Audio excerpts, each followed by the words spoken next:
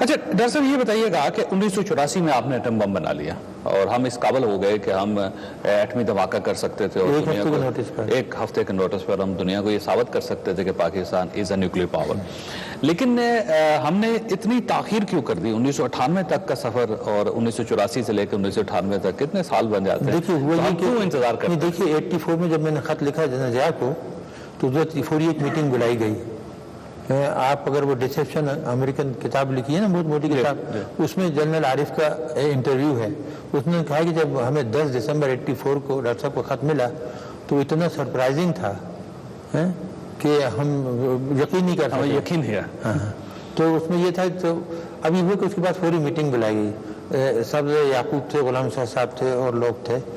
تو کافی سوچ بوجھ کے بعد یہ فیصلہ کیا ان لوگوں نے, ہم تو نیچرلی ہم تو چاہتے تھے کہ آج کل کی وجہ آج ہی ہو جائے, کہ اس وقت امریکہ ہمارا ساتھ دے رہا ہے, افغان وار ہو رہی ہے, اور اگر ہم نے یہ دھماکہ کیا تو مغربی ممالک اور امریکہ میں عوام کی جو ہے رائے ریئیکشن ہو جائے, ہمارے خلاف ہو جائے, شاید ہمیں ایڈ نہ دیں. تو ہمارے پاس ہے تو ہم کیوں کریں فی الحال, یہ موقع آئے گا تو کریں گے.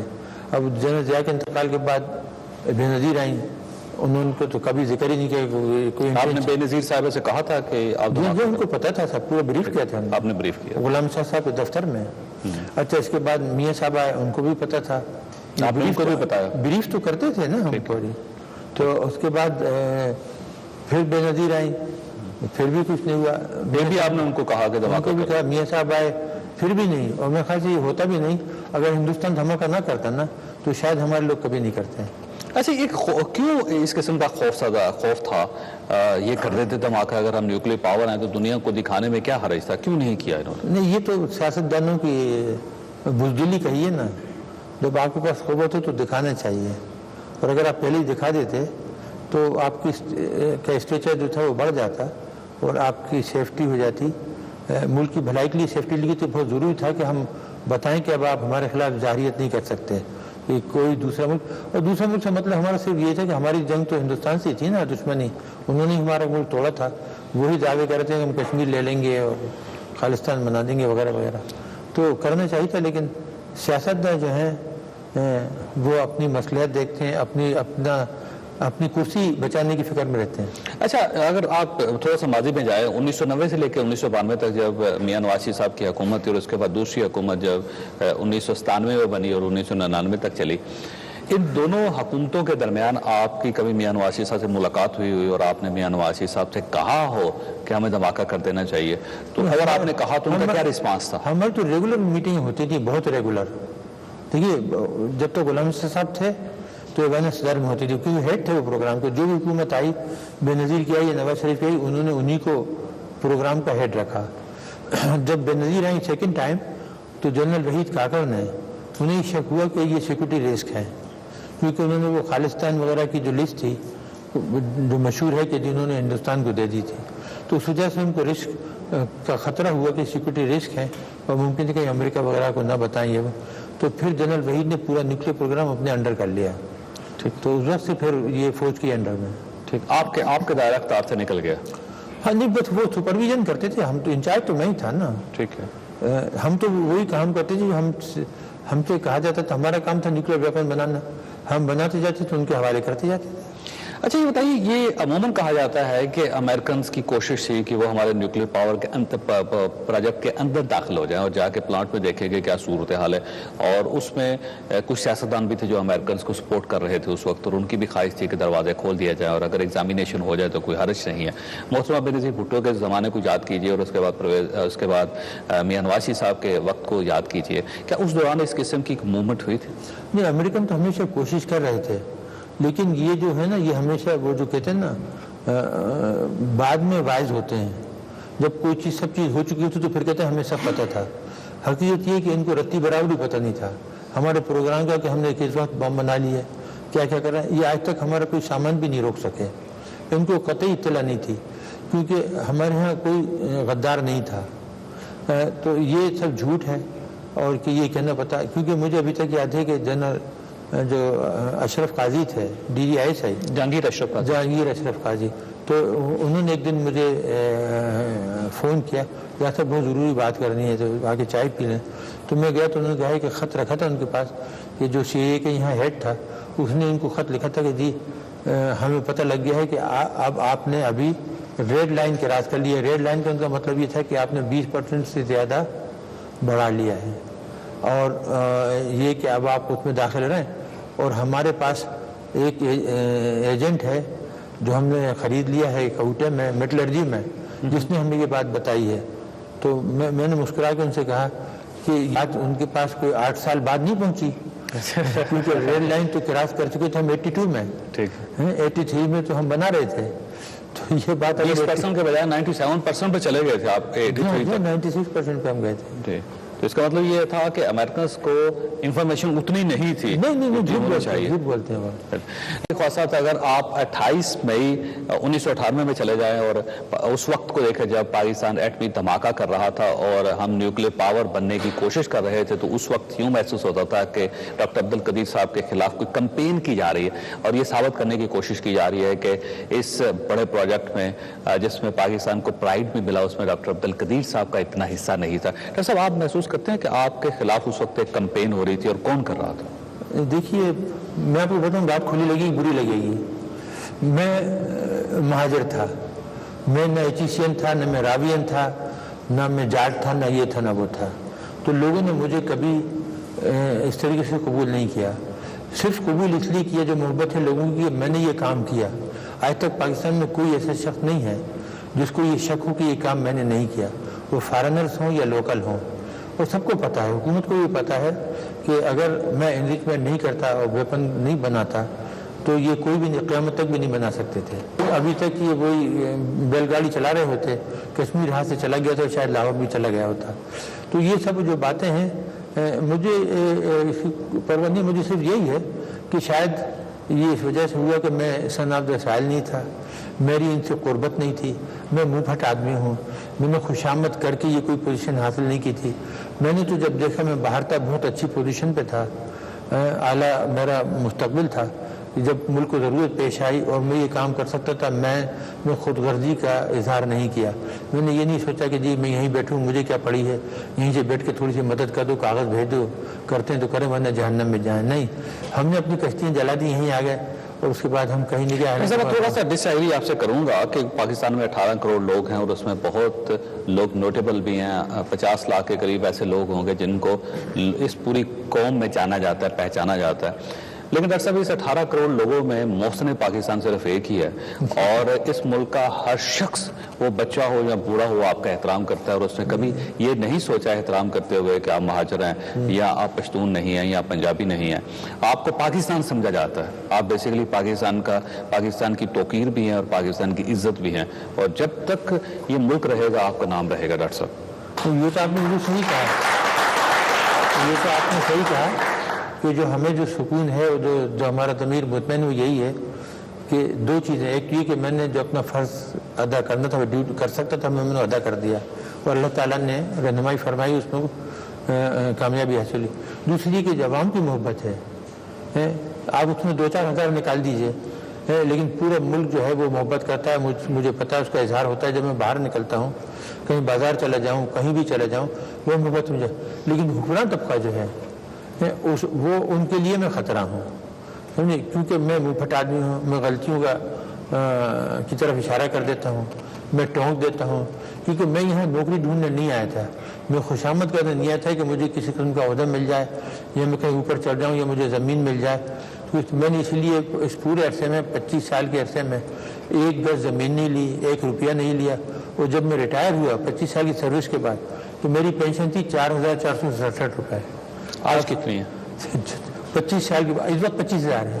اچھا, آپ کو کیوں دور رکھا جا رہا تھا اس مومنٹ سے, اس تقریب سے, اس وقت سے جب پاکستان کو پرائیڈ مل رہا تھا 28 مئی 1998 کو؟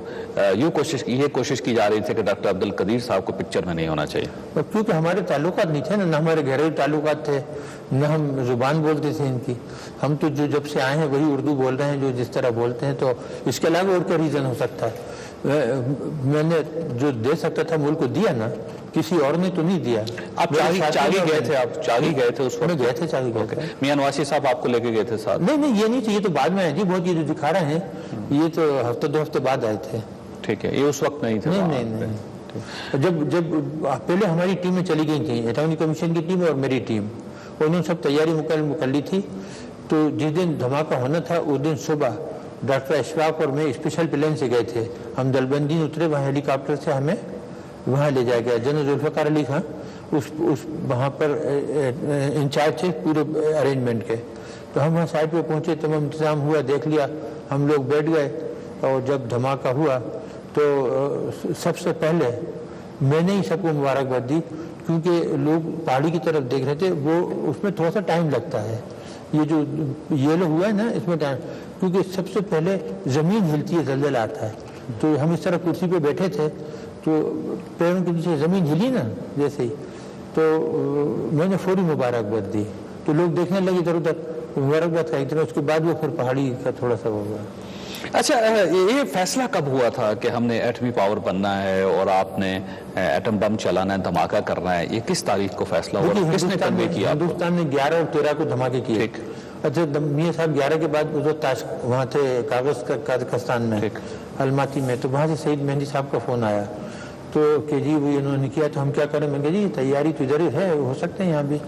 تو آئے تو 13 تاریخ کو ڈی سی سی کی میٹنگ ہوئی، جس میں میں شریک تھا، گوہر ایوب صاحب تھے اور تینوں سروسز چیف تھے، اور انور ظاہر صاحب تھے، سعید مہندی صاحب تھے، چودھری شجاعت تھے.